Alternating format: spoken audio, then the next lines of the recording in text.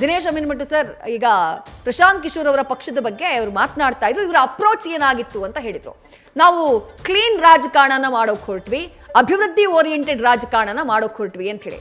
ಅಲ್ಲಿಗೆ ಈ ಚುನಾವಣೆ ಕೊಟ್ಟಂತ ಮೆಸೇಜ್ ಏನು ಅಂತ ಹೇಳಿ ಸರ್, ಬದಲಾವಣೆಯನ್ನ ಮಾಡ್ತೀವಿ ಅಂತ ಹೊರಟವರಿಗೆ ಇನ್ನು ಮೇಲೆ ಯಾವುದೇ ರೀತಿಯಾದಂತಹ ಅವಕಾಶ ಇಲ್ಲ ಅಂತನಾ, ಅಥವಾ ಪ್ರಶಾಂತ್ ಕಿಶೋರ್ ಅವರು ಒಬ್ಬ ಸ್ಟ್ರಾಟಜಿಸ್ಟ್ ಆಗಿ ಅವರು ಅಖಾಡಕ್ಕಿಳಿದ್ರು ಕೂಡ ಅವರ ಅಪ್ರೋಚ್ ಸರಿ ಇರಲಿಲ್ಲ, ಅಥವಾ ಅವರು ಗ್ರೌಂಡ್ ನಲ್ಲಿ ಮಾಡಿದಂತಹ ವರ್ಕ್ ಸರಿಯಾಗಿ ಆಗ್ಲಿಲ್ಲ, ಜನರನ್ನು ರೀಚ್ ಆಗೋದಕ್ಕಾಗ್ಲಿಲ್ಲ ಅಂತಾನ ಅಂತ ಹೇಳಿ ಸರ್? ನೋಡಿ, ಇಡೀ ನಾವು ಒಂದನ್ನು ಎಲ್ಲರೂ ಮರಿತೇವೇನೆಂದರೆ, ನೀವು ಭಾಳ ಆದರ್ಶವಾಗಿ ಹೇಳ್ಬೋದು, ಈಗ ಜಾತಿ ಯಾಕೆ ಬೇಕು, ಜಾತಿಯ ರೋಲ್ ಏನಿದೆ, ಜಾತಿ ಇನ್ನೂ ಮೀರ್ಲಿಕ್ಕಾಗಲಿಲ್ಲ ಜನರಿಗೆ ಅಂತ. ಅದಕ್ಕೆ ಬೇರೆ ಬೇರೆ ಕಾರಣಗಳಿದೆ. ಅದರಿಂದ ಬಿಹಾರದಲ್ಲಿ ಜಾತಿ ಇವತ್ತಿಗೂ ಭಾಳ ಲೈವ್ ಆಗಿರುವಂಥದ್ದು.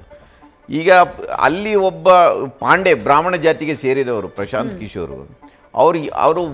ಅವರು ಎಷ್ಟೇ ಅವರ ಭರವಸೆಗಳನ್ನು ಕೊಟ್ಟರು, ಅವರ ವೋಟ್ ಬೇಸಿನ ಒಂದು ಕಾಸ್ಟ್ ಕಾಂಬಿನೇಷನ್ ವರ್ಕ್ ಆಗದೆ ಒಂದು ಬೇಸ್ ವೋಟ್ ಕ್ರಿಯೇಟ್ ಆಗಲಿಕ್ಕೆ ಸಾಧ್ಯನೇ ಇಲ್ಲ. ಒಂದು ಬೇಸ್ ವೋಟ್ ಇದ್ದಾಗ ಅದರ ಮೇಲೆ ಇಂಥ ಆದರ್ಶಗಳು ವರ್ಕ್ ಆಗ್ಬೋದು. ಅವರಿಗೆ ಅಲ್ಲಿ ಬೇಸೇ ಇಲ್ಲ.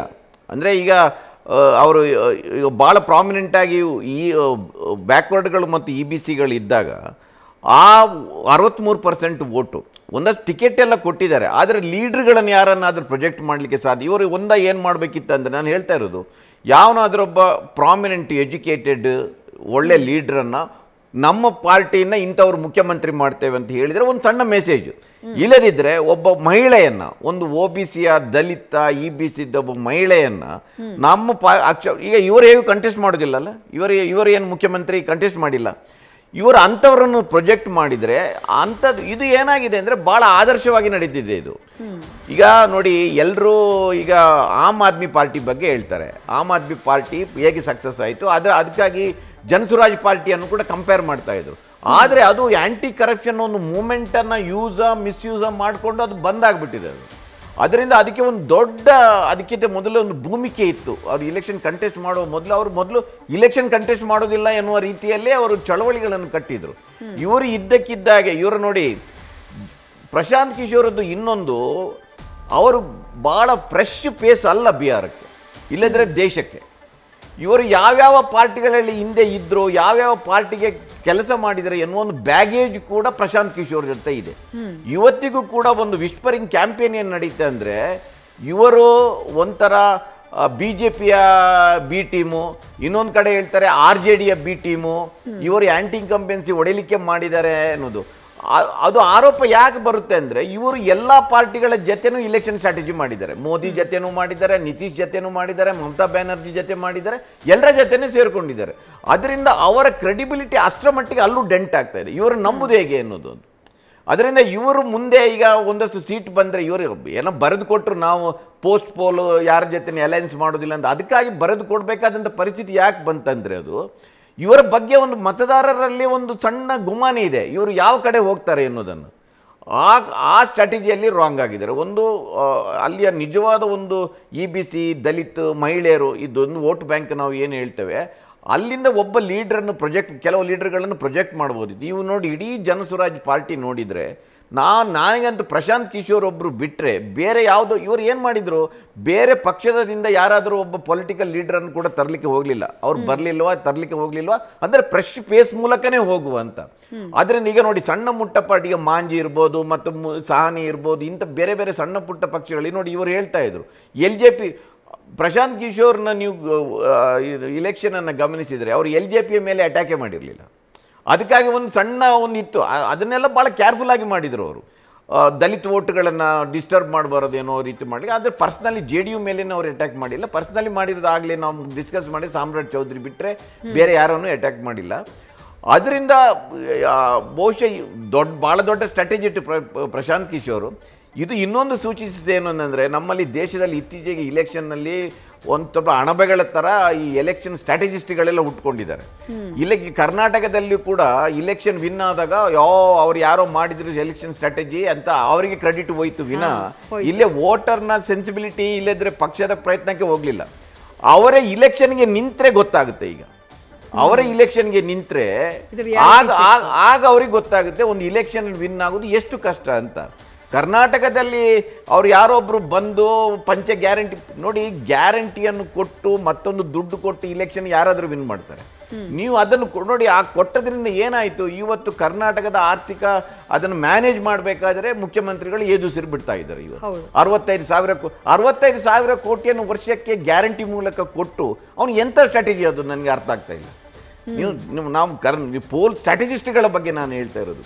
ಅದರಿಂದ ಇದರಲ್ಲಿ ಈ ಪೋಲ್ ಸ್ಟ್ರಾಟಜಿಸ್ಟ್ಗಳಿಗೆ ಕೂಡ ಒಂದು ಪಾಠ ಇದೆ. ಇಲೆಕ್ಷನ್ ಸ್ಟ್ರಾಟಜಿ ಬೇರೆ, ಒಂದು ಪಕ್ಷದ ಬೆನ್ನ ಮೇಲೆ ಕೂತು ನೀವು ಸ್ಟ್ರಾಟಜಿ ಮಾಡೋದು ಬೇರೆ, ನೀವೇ ಕದನ ಕಣಕ್ಕೆ ಇಳಿದಾಗ ನೀವು ಅದನ್ನು ಎದುರಿಸೋದು ಬೇರೆ ಅಂತ. ಬಹುಶಃ Prashant Kishor is quite intelligent.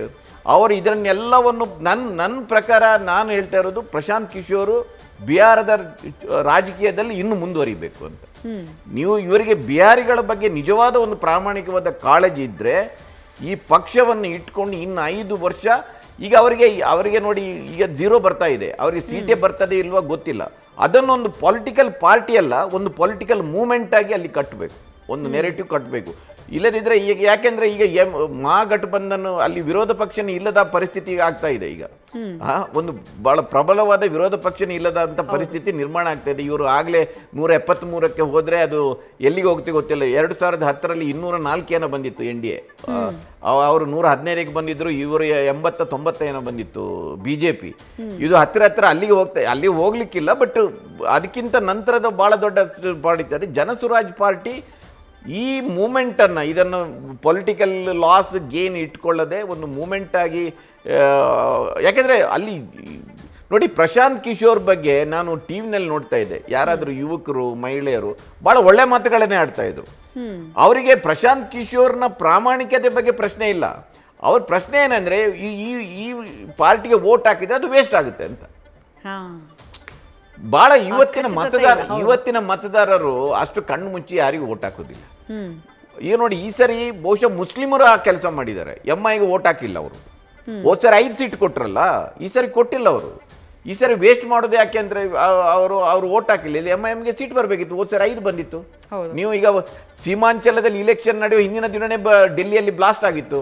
ಇದೆಲ್ಲ ಪರಿಣಾಮ ಆಗುತ್ತೆ. ಅದು ಮುಸ್ಲಿಮರ ಹಿಂದೂ ಪೊಲರೈಸೇಷನ್ ಹೇಗೆ ಆದಾಗೇನೆ ಮುಸ್ಲಿಂ ವೋಟರ್ಗಳು ಕೂಡ ದೊಡ್ಡ ಸಂಖ್ಯೆಯಲ್ಲಿ ಸೀಮಾಂಚಲದಿರೋದು ಮುಸ್ಲಿಮರೇ ಅಲ್ವಾ. ಅದರಿಂದ ಈಗ ಒಂದು ಥಿಯರಿ ಅದು ಕೂಡ ಇದೆ, ಈ ಬಾಂಬ್ ಬ್ಲಾಸ್ಟ್ ಇಂದ BJPಗೆ ಹೆಲ್ಪ್ ಆಗಿದೆ ಅಂತ ನನಗೆ ಅನಿಸೋದಿಲ್ಲ. ಅದು ಬಹುಶಃ ಮಹಾಗಠಬಂಧನ್ಗೆ ಹೆಲ್ಪ್ ಆಗ್ಬೋದು. ಅಂದರೆ ಕೆಲವು ಈ ಅರಾರಿಯಾ, ಕಿಶನ್ಗಂಜ್ ಅಂತ ಏರಿಯಾದಲ್ಲಿ 30% 40% ಮುಸ್ಲಿಮರು ಇದ್ದಾರೆ. ಬೇರೆ ಕಡೆ ಅವರು 18-19% ಇರ್ಬೋದು. ಸೀಮಾಂಚಲ 2ನೇ ಫೇಸ್ ನಡೆದ ಕಡೆ ಅವರು 20-30% ಒಂದೊಂದು ಕಾನ್ಸ್ಟಿಟ್ಯೂನ್ಸಿನಲ್ಲಿ ಇದ್ದಾರೆ. ಆ ಓಟುಗಳೆಲ್ಲ ನೋಡಿ, MIM ಇವತ್ತು ಸೋತಿದೆ ಅಂದರೆ ಬಹುಶಃ ಮುಸ್ಲಿಂ ಓಟ್ ಕೂಡ ಪೊಲರೈಸೇಷನ್ ಆಗಿದೆ, ಅದು RJD. ಅಷ್ಟರ ಮಟ್ಟಿಗೆ RJDಯ ಮುಖವನ್ನು ಅವರು ಉಳಿಸಿದ್ದಾರೆ ಮುಸ್ಲಿಮರು. ನನಗೆ ಅನಿಸುತ್ತೆ RJD ಈ ಸರಿ ಯಾದವರು ಮತ್ತು ಮುಸ್ಲಿಮರು ಬಿಟ್ಟರೆ ಬೇರೆ ಯಾರು ಓಟೇ ಹಾಕಿಲ್ವ ಅಂತ. 45 ಸೀಟು ಅಷ್ಟೇ ಬರೋದಿದ್ರೆ ಬಹಳ ಸ್ಟ್ರಾಂಗ್ ಒಂದು ವೋಟ್ ಬ್ಯಾಂಕ್ ಇದ್ರೂ ಕೂಡ, ಈಗ ಲಾಲು ಅದೇ ವೋಟ್ ಬ್ಯಾಂಕ್ ಅಲ್ಲಿ 15 ವರ್ಷ ಆಳಿದ್ರು, 14%, ಯಾದವರು 17%, 17-18% ಮುಸ್ಲಿಮರು ಇದ್ದರು. ಒಂದು ದೊಡ್ಡ ವೋಟ್ ಬ್ಯಾಂಕ್ ಅದು.